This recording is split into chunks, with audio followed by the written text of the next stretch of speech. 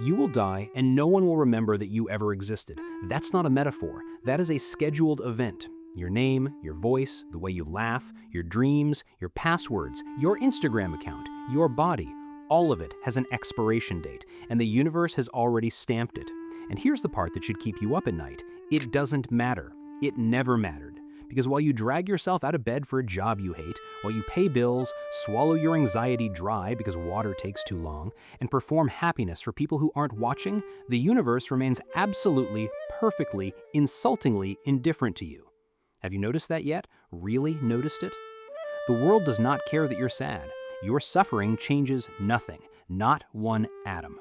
The earth keeps spinning, the markets open at 9, people keep posting their vacations while you fall apart quietly in a parked car. And this is the theater humanity refuses to leave, a play where everyone pretends the story makes sense, while the original script was written by a drunk sadist, or worse, by no one at all. The fact of being born is a disaster, Cioran suggested, and he meant it clinically, not poetically. We are the error of a biological system, a glitch that became self-aware, condemned to consciousness. So look at the dog sleeping on the sidewalk, warm, untroubled, complete. Now look at you, awake at 3 a.m., ceiling staring, asking the one question the dog will never have to ask: is any of this worth it? Maybe the greatest punishment was never dying. Maybe it's staying alive, thinking, lucidly, all the way down. Because Cioran never tried to console anyone. He tore the veil of hope away with both hands, not to destroy you, but to show you what was always behind it. Life is not beautiful. It never was. Beautiful is the word we invented so we could stand to look at it. So if you came here for motivational phrases, gratitude journals, positive thinking tricks, leave now. This is not that place. This will never be that place. But if what you want is the truth, even if it goes in like a needle through bone, stay. Because tonight we face what everyone else spends their entire life running from. Life is garbage, and we will be forgotten like idiots and insects. Say it out loud. Feel how your mouth resists it. That resistance is not wisdom, it's programming. No achievement withstands the dust. Nothing. Everything humanity has ever built, empires, cathedrals, rockets, constitutions, symphonies, theories of everything, all of it is cosmic rubble in waiting, already falling, just falling slowly enough that you can pretend it's standing. And this is not pessimism. This is physics. This is biology. This is history keeping receipts. This is Cioran. So write your books, start your company, have your children, plant your trees. Go ahead, change the world. The world will die too, and it will take you with it, your work, your name, and the last person who ever remembered your face. One cannot conceive of an existence more absurd than man's. We are not here by destiny, not by purpose, not by divine plan. We are here by genetic accident, a flaw in the symmetry of chance. Being born was a carelessness of matter. Being alive is the aftershock of an ancient catastrophe replaying itself in billions of bodies, every single one of them scheduled to rot. And Cioran put it in 11 words that should be carved above every hospital nursery. We do not rush towards death, we flee the catastrophe of birth. You've been fleeing it your whole life. Every deadline, every workout, every relationship, every 5-year plan, all of it running from the fact that you never asked to be here and were never told why. And have you stopped to feel how pathetic the whole performance is? All our energy poured into maintaining the theater of productivity and purpose, while behind the backdrop, there's nothing. Not darkness. Darkness would be something. Nothing. The Egyptians built pyramids for eternity, and eternity swallowed them anyway. The Romans owned the known world, and the world forgot their language in the street. And us, what are we doing with our turn? Posting stories that delete themselves in 24 hours, chasing likes from strangers who scroll past our faces in half a second, trying desperately to be somebody in a universe that has never once produced a somebody it kept? We are just another failed attempt by the universe to justify itself. And as Cioran said, if we still exist, it's out of inertia, cowardice, or stupidity. Pick your reason. There is no fourth option. Because this machine called life, this cycle of being born, suffering, working, and dying, has no central axis, no direction, no destination printed on the ticket. It just spins, grinding billions of human beings, generation after generation, every one of them whispering the same lie into the gears. This time it will work out. It won't. Look at the photographs. The Vietnam War, the trenches of 1916. Boys drowning in mud they were told was holy ground. The bodies stacked like firewood behind the camps. Every one of those men believed he was suffering for a better future, and today they are footnotes. Worse than footnotes, they are footnotes nobody reads, and the belief in progress is a joke with no punchline. Because if the human species vanished tonight, every last one of us, the universe would not notice. The silence would simply continue, and honestly, it might be purer. It's no surprise that for Cioran, life was never something to celebrate, it was something to endure. Useless noise in an uninterested cosmos, a purposeless gear turning until it tears itself apart. And live each day as if it were your last. You've heard it 1,000 times. It exists to sell life coach courses to the drowning. But here's the version they don't print on mugs. Every day lived is one more shove toward decomposition. Because lucidity is a burden. Knowing that everything ends doesn't free you, it traps you. There is no exit from the knowledge. Faith or consciousness, money or ideology, love or hedonism, every road empties into the same terminus. Death is the only event that truly belongs to us, the only appointment no one has ever missed. And all of it collapses into one brutal sentence. To live is to submit to a blind gear that leads nowhere.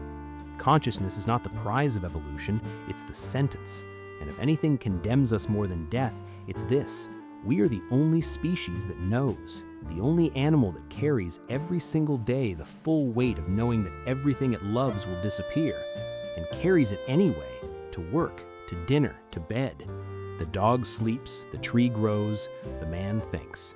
And because he thinks, he rots from the inside out, years before the body gets the message.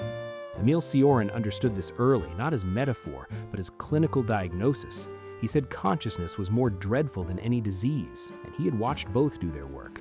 Because to be human is to be haunted by your own head, not the useful thoughts, not the ones that help you cross the street or file your taxes.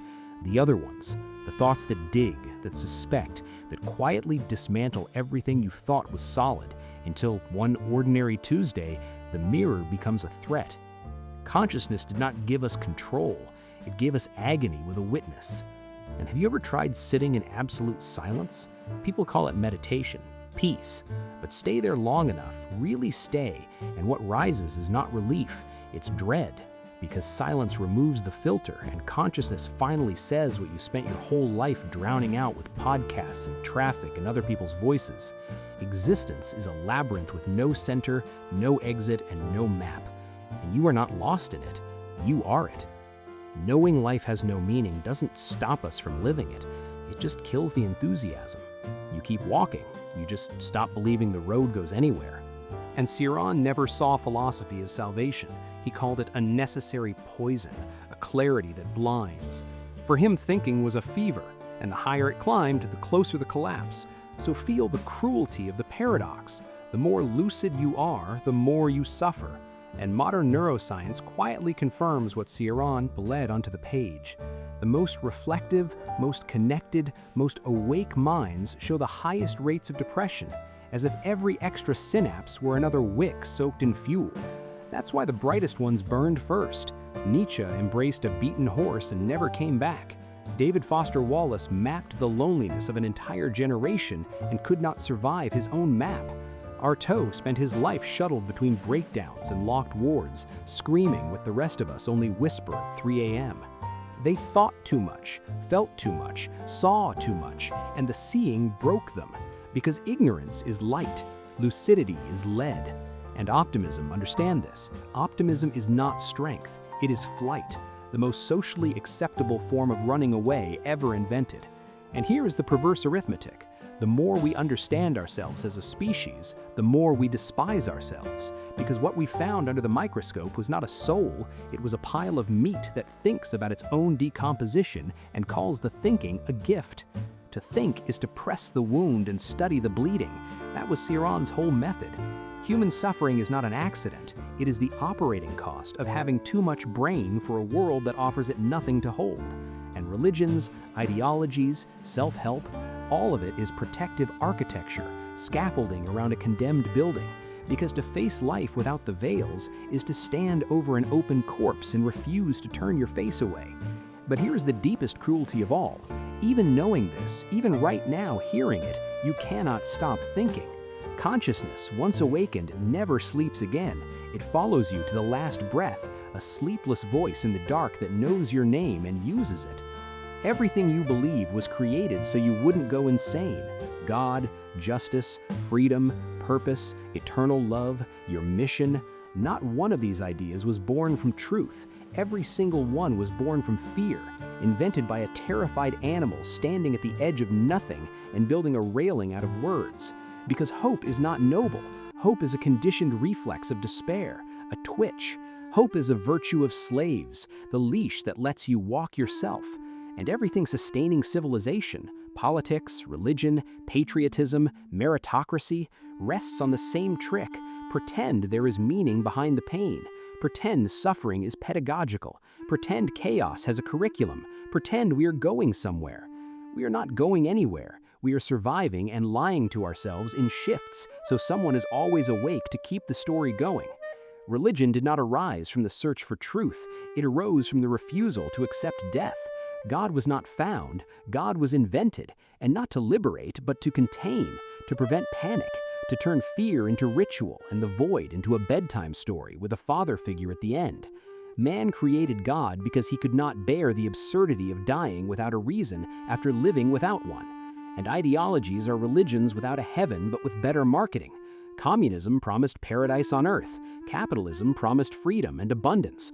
Both promises were paid for in blood, hunger, and mass graves, not because they were badly implemented, but because every ideology is, by definition, a useful lie, a symbolic cage built to give shape to what has no shape. And the hope of a better world is the crutch of those who cannot stand to look at this one. The world will not get better. The human being will not evolve. Suffering has no function. It is not a lesson. It is not a test. It is weather. Cioran got it plainly. Only desperate ideas have value. The others serve to deceive fools or enslave crowds. So waiting for salvation, divine or political, is waiting for fire to stop burning because you asked politely. Pain is not a bug in the system. Pain is the system. Collapse is not the failure state. Collapse is the design.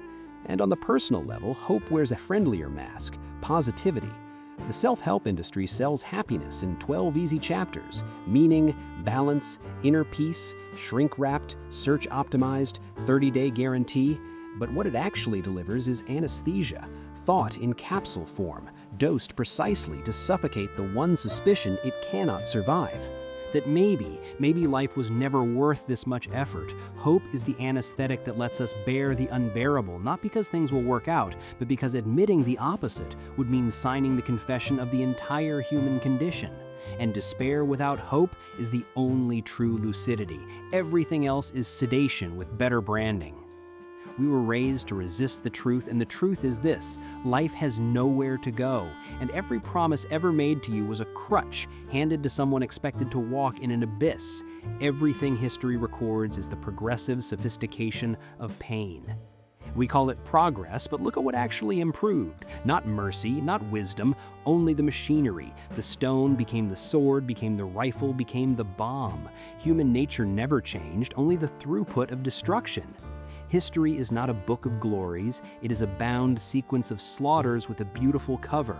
And Cioran called history irony on the move, and the joke is always on the dead because history's real job is to give meaning to horror, beauty to massacre. It manufactures heroes out of well-organized murderers. It rebrands genocides as founding moments, torturers as liberators, wars as growing pains.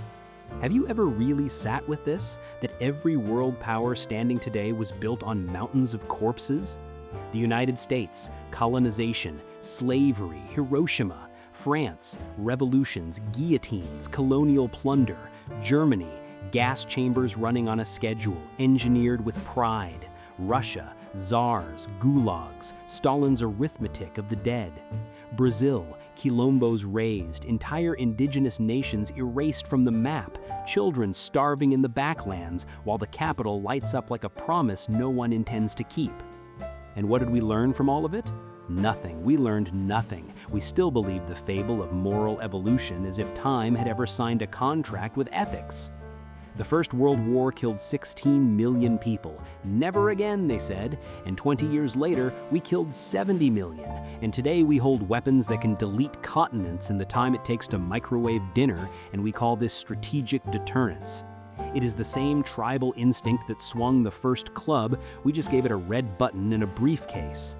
Man is the animal that invented history to forgive himself, but there is no forgiveness possible when the crime repeats with this much fidelity, because what we call civilization is a thin coat of varnish over continuous barbarism, reapplied every generation so the rot never has to show.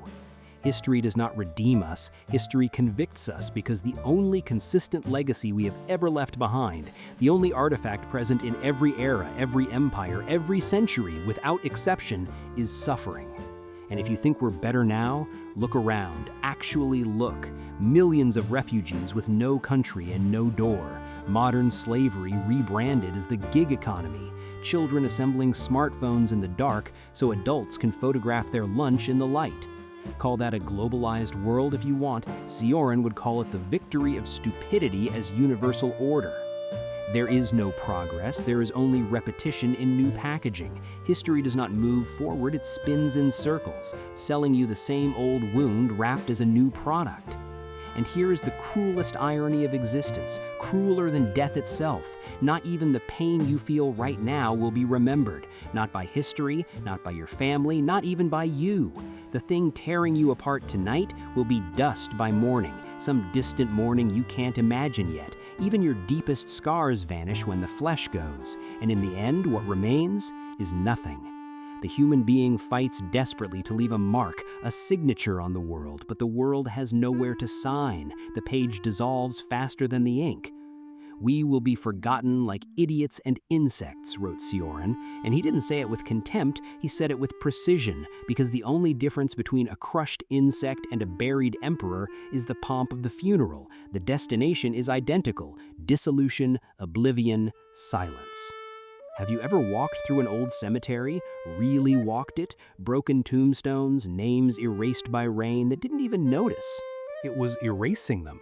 People who were once everything to someone, a mother's whole world, a lover's only reason, and today they are not even dust that anyone visits. Those were poets, soldiers, children, and today they are corroded stone that no living person can decipher. There's no reason to live and no excuse to die. Even despair loses its weight before that mute eternity. And don't tell me about legacy, even the ones who made it didn't escape. Homer, we don't know if he existed.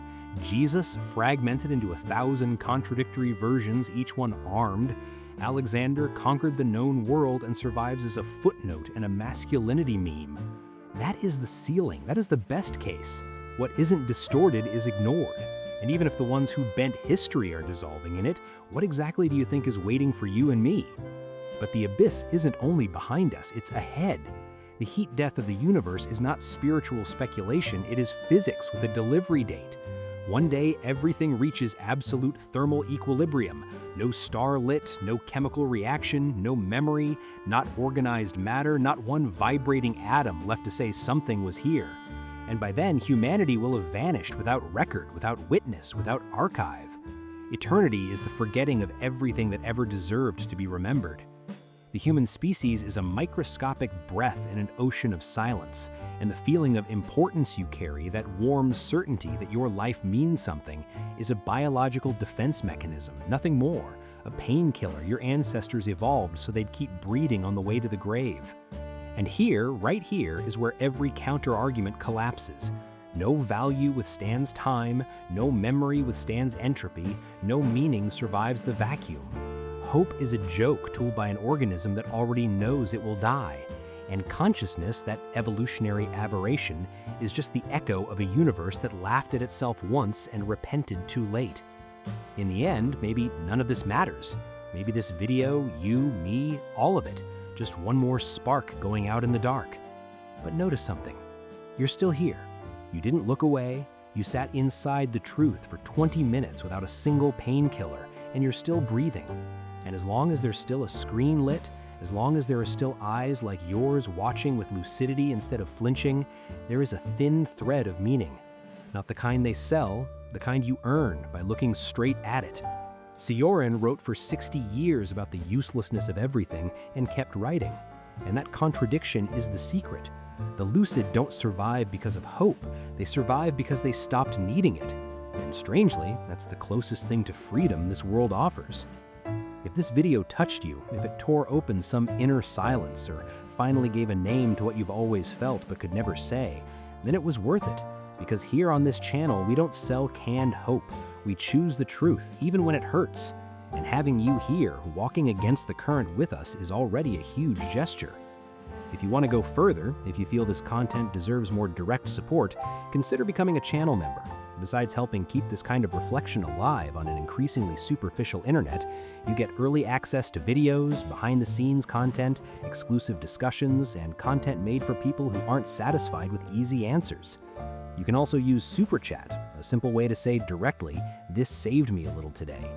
And if you can't, that's fine. Just by watching this far, by sharing, by commenting, by being here, you're already helping more than you know. But if this video made sense in a world that seems to make none, maybe now is the time to give back. Not out of obligation, but because sometimes we recognize something rare when we see it, and we make a point of keeping it alive. Thank you for always being here.